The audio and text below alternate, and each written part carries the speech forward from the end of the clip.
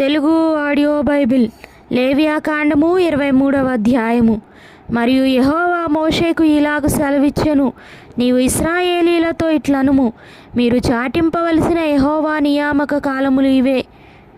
ఈ కాలముల యందు మీరు పరిశుద్ధ సంఘములుగా కూడవలెను. నా నియామక కాలములు ఇవి: 6 దినములు పని చేయవలెను, వారము 7వ దినము విశ్రాంతి దినము, అది పరిశుద్ధ సంఘపు దినము. అందులో మీరు ఏ పని అయినను చేయకూడదు. మీ సమస్త నివాసములందు అది యెహోవా నియమించిన విశ్రాంతి దినము.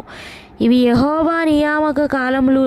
నియమించిన కాలములను బట్టి మీరు చాటింపవలసిన పరిశుద్ధ సంఘపు దినములు ఇవి: మొదటి నెల 14వ దినమున సాయంకాలమందు యెహోవా పస్కా పండుగ జరుగును. ఆ నెల 15వ దినమున యెహోవాకు పొంగని రొట్టెల పండుగ జరుగును. 7 దినములు మీరు పొంగని వాటినే తినవలెను.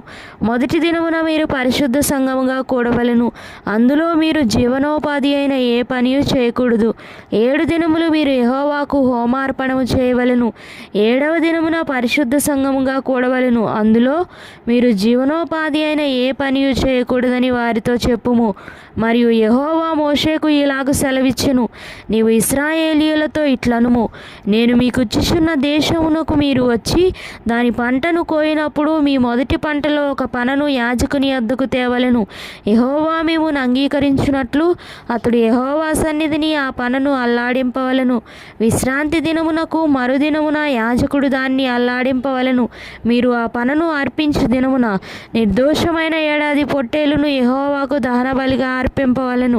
దాని నైవేద్యము నూనెతో కలిసిన 2 10వ వంతుల గోధుమ పిండి, అది యెహోవాకు ఇంపైన సువాసన గల హోమము. దాని పానార్పణము 30 ద్రాక్షారసము. మీరు మీ దేవునికి అర్పణము తెచ్చు వరకు ఆ దినమెల్లా మీరు రొట్టె ఏమీ, పేలాలేమీ, పచ్చని వెన్నులేమీ తినకూడదు. ఇది మీ తరతరములకు మీ నివాస స్థలములన్నిటిలో నిత్యమైన కట్టడ.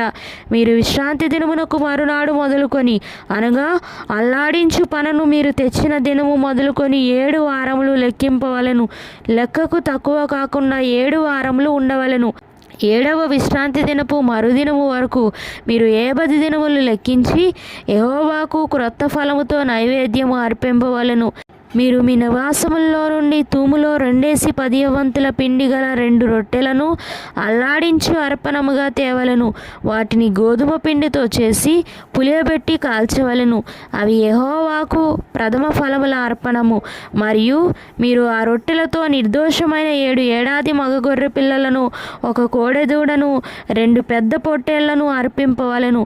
అవి వారి నైవేద్యములతోనూ వారి పానార్పణములతోనూ దహనబలి అయి యెహోవాకు ఇంపైన సువాసన గల హోమమగును.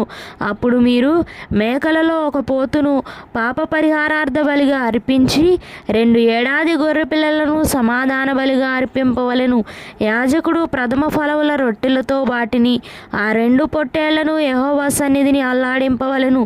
అవి యెహోవాకు ప్రతిష్ఠింపబడినవై యాజకుని వగును. ఆనాడే మీరు పరిశుద్ధ సంఘముగా కూడవలెనని చాటింపవలెను. అందులో మీరు జీవనోపాధి అయిన ఏ పనియూ చేయకూడదు. ఇది మీ సమస్త నివాసముల్లో మీ తరతరములకు నిత్యమైన కట్టడ. మీరు మీ పంట చేను కోయినప్పుడు మీ పొలము యొక్క ఓరలను పూర్తిగా కోయకూడదు. నీ కోతలో రాలిన పరిగెను ఏరుకొనకూడదు. బీదలకును పరదేశులకును వాటిని విడిచిపెట్టవలెను. నేను మీ దేవుడనైన యెహోవాను. మరియు యెహోవా మోషేకు ఇలాగ సెలవిచ్చెను, నీవు ఇశ్రాయేలీలతో ఇట్లనుము, 7వ నెలలో మొదటి దినము మీకు విశ్రాంతి దినము. అందులో జ్ఞాపకార్థ శృంగధ్వని వినినప్పుడు మీరు పరిశుద్ధ సంఘముగా కూడవలెను. అందులో మీరు జీవనోపాధి అయిన ఏ పనియు చేయటం మాని యెహోవాకు హోమము చేయవలెను. మరియు యెహోవా మోషేకు ఇలాగ సెలవిచ్చెను, ఈ 7వ నెల 10వ దినము పాపము నిమిత్తమైన ప్రాయశ్చిత్తార్థ దినము. అందులో మీరు పరిశుద్ధ సంఘముగా కూడవలెను. మిమ్మును మీరు దుఃఖపరుచుకొని యెహోవాకు హోమము చేయవలెను. ఆ దినమున మీరు ఏ పని చేయకూడదు. మీ దేవుడైన యెహోవా సన్నిధిని మీరు మీ నిమిత్తము ప్రాయశ్చిత్తము చేసుకొనుటకై అది ప్రాయశ్చిత్తార్థ దినము. ఆ దినమున తను తాను దుఃఖపరచుకొనని ప్రతివాడు తన ప్రజల్లో నుండి కొట్టివేయబడును. ఆ దినమున ఏ పనినైనను చేయు ప్రతి వాని ప్రజల్లో నుండుకున్న నాశనము చేసేదను. అందులో మీరు ఏ పని చేయకూడదు.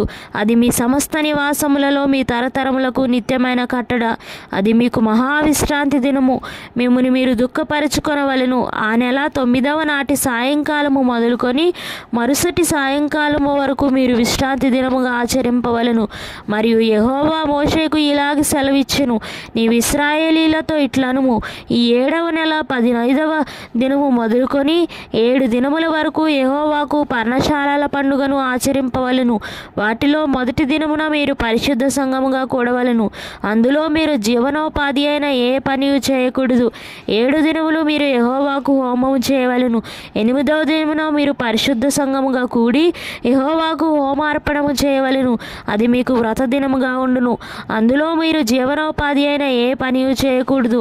యెహోవా నియమించిన విశ్రాంతి దినములు గాకయు, మీరు దానములనిచ్చు దినములు గాకయు, మీ మొక్కుబడి దినములు గాకయు, మీరు యెహోవాకు స్వేచ్ఛార్పణములనిచ్చు దినములు గాకయు, యెహోవాకు హోమద్రవ్యమునేమి, దహనబలి ద్రవ్యమునేమి, నైవేద్యమునేమి, బలినేమి, పానీయార్పణములనేమి అర్పించుటకై పరిశుద్ధ సంఘపు దినములుగా మీరు చాటింపవలసిన యెహోవా నియామక కాలములు ఇవి.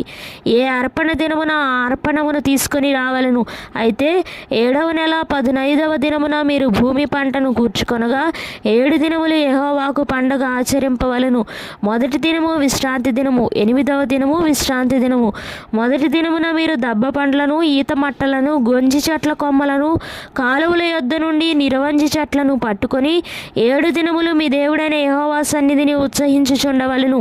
అట్లు మీరు ఏటేటా 7 దినములు యెహోవాకు పండుగగా ఆచరింపవలెను. ఇది మీ తరతరములలో నిత్యమైన కట్టడ. 7వ నెలలో దాన్ని ఆచరింపవలెను. నేను ఐగుప్తు దేశంలో నుండి ఇశ్రాయేలీలను రప్పించినప్పుడు వారిని పర్ణశాలలో నివసింపచేసి తిని. మీ జనులు ఎరుగునట్లు 7 దినములు మీరు పర్ణశాలలో నివసింపవలెను. ఇశ్రాయేలీలలో పుట్టిన వారందరూ పర్ణశాలల్లో నివసింపవలెను. నేను మీ దేవుడనైన యెహోవాను. అట్లు మోషే ఇశ్రాయేలీలకు యెహోవా నియామక కాలములను తెలియచెప్పెను.